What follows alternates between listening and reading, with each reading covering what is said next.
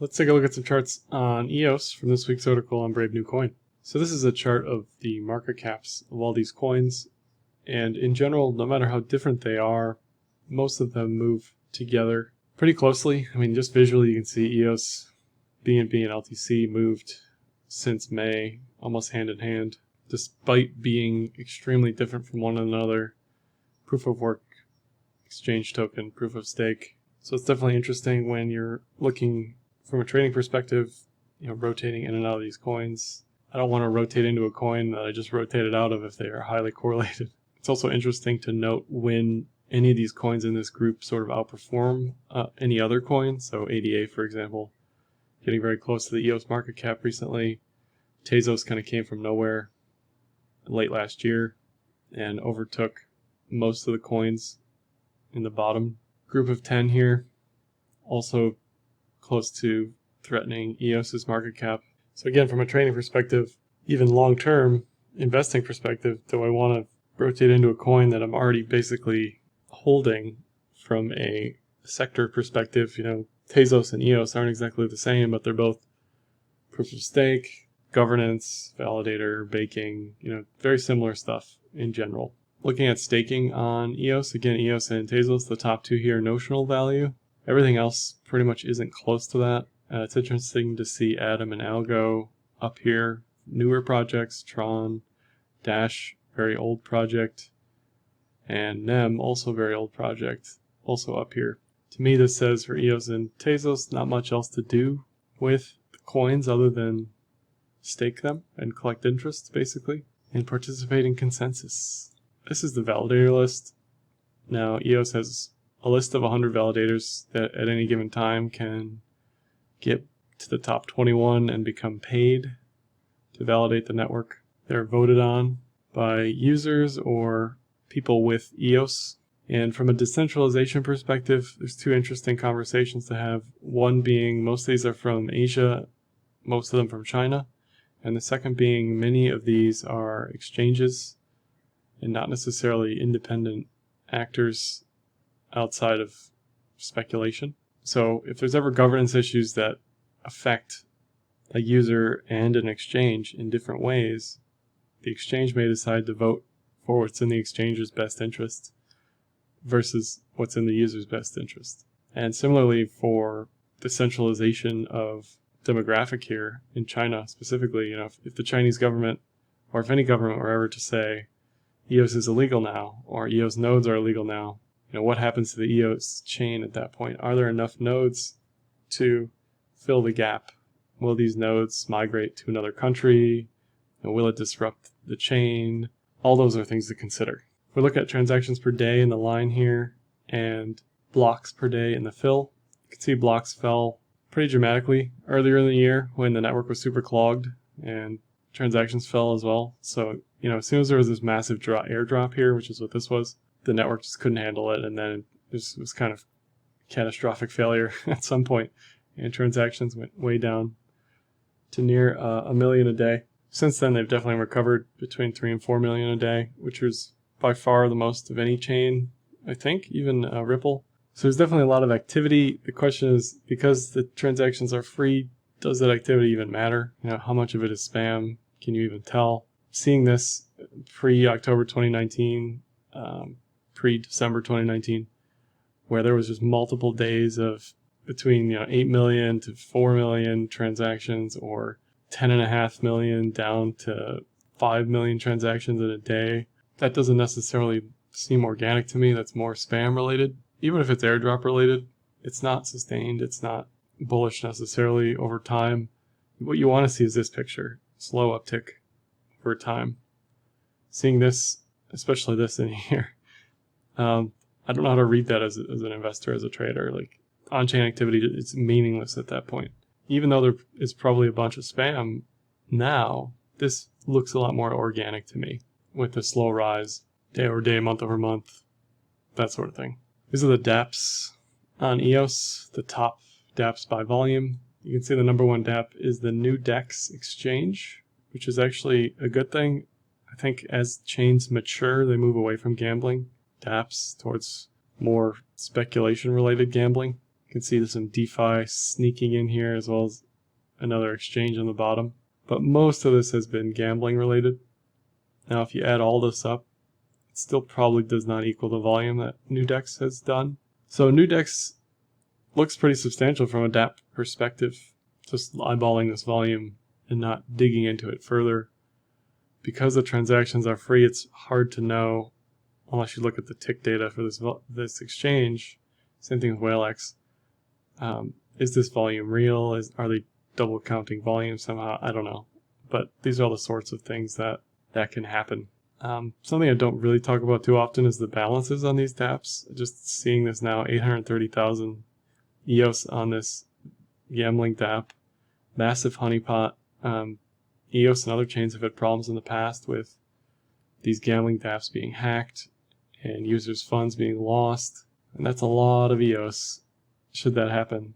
So just something to keep in the back of your mind when you're looking at these lists and you see one app with this much EOS. Looking at the Google Trends for EOS, pretty much flat, nothing exciting. There aren't a lot of people searching. This is EOS.io specifically, but there aren't a lot of people searching, what is EOS.io? Where do I buy EOS? What is EOS? Where do I stake it? That sort of thing. As opposed to late 2017, mid 2018, when there was a lot of activity. In general, these Google Trends track with price pretty well. So if there are spikes in the Google Trends, there are probably spikes in the price as well. Moving on to technicals, we've got Bitfinex long-short ratio at the top here, VPVR, yearly pivots, 50, 200 EMA, and the RSI, which is a momentum indicator. Not much to say with the RSI, it's just kind of flat in the middle. Plenty of room for up or downside. The 50 and the 200 EMAs are crossed bearish, have been since the March 12th drop. This isn't necessarily the case for many other coins right now. EOS is kind of underperforming a lot of other stuff. One thing that's always interesting to look at is, even though it's underperforming, does it have a potential to catch up, basically? Now, looking at what happened in early 2019, it was one of the first movers with LTC moving out of the doldrums. Definitely not the case now. It's definitely lagging essentially everything. So that's something to consider. Are there any chart patterns here? Maybe there's an Adam and Eve, similar. You can see this pattern here. You see it here a little bit, where you get this V and then this U. You see this over and over in crypto, over and over in any legacy Forex, this pattern that typically points to a bullish reversal. If we get a 5200 cross, if we break out of this VPVR resistance, if we pull up to this yearly pivot around 4 or 5, then things can start to get more bullish. But as it sits here right now, it's more neutral to bearish than bullish, certainly. You'd want this golden cross. Before you start to think about anything, you'd want price above the 200. There are all these notches here in the volume profile that suggest tons of resistance on the way up. At 850, at 6, at 5, at 425. So there's a ton of resistance on the way up that it still has to cut through before this thing has a chance at any sort of multi-week bullish trend. Nothing too exciting in the Bitfinex long shorts other than longs just crushing the shorts, 96%, something like that. And that short, if this were to fall further down, those shorts may get, or those longs may get punished like they did on the 12th, and that'll push price even further. That's something to consider. I don't think that's going to be a reality based on the rest of the market right now, but definitely worth a watch. Looking at the pitchfork, which is a trend channel with specific rules. Now, this is one of the cleanest pitchforks probably on any coin that I look at. I don't have to add any wings to this. It's just, here's 3 points, here's the channel. It's 800 days of down. That's what it's been. The general rule is price loves to live at this median line or the median range here. So it'll always try to get back to it. If it cannot escape the gravity, the orbit of this outer ring here at 320, the pitchfork says it's probably going to return to the median line. So what you want to see if you're bullish is EOS above 320 for an extended period of time. You can see we're trying to get out of this pitchfork here and we just couldn't, right? Back down. So you want to see a strong bullish push above 320. This is the daily cloud, and the first thing that pops up to me is this long flat Kumo here. This is generally a magnet for price. This is printing this way because it's the 50% of a high and a low. and that's at around 350. So like I said, 320 is a big level. So if it can break 350, it'll be above the 200 at that point. It'll be above the cloud at that point. It'll definitely be above the pitchfork at that point.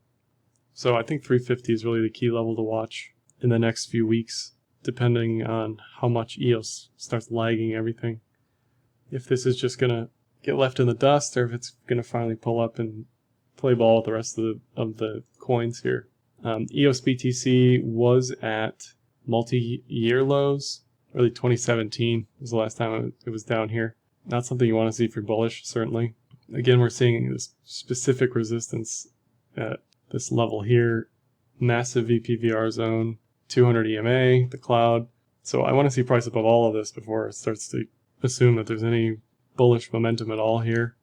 Now the reason there's this VPVR level here is because of this 8-month consolidation that broke up, broke down, reconsolidated, and then broke down again. So it's going to struggle to break that zone again on the way up. That would be what I would suspect. It's going to need some time to reconsolidate here and then go for it. Because anybody who's holding from this zone is saying to themselves, do I get out at break even? Or do I wait for more upside, even though I've just sat through all this downside? And in general, I think many people just want to get out at break even. Nothing too exciting on RSI. As far as on the upper side of the resistance, 60,000 sats, 65,000 sats. Anything beyond that in the near term would, EOS would have to be extremely bullish for that to happen, but I don't see it happening. I don't even see it happening by 2021, honestly, where we're sitting now on the chart. So a lot of things are going to have to change. This 35,000 sat level is probably the key level. So 350 USD, 35,000 sats on the BTC pair. Otherwise, it's just sideways doldrums, neutral bearishness as far as I can see.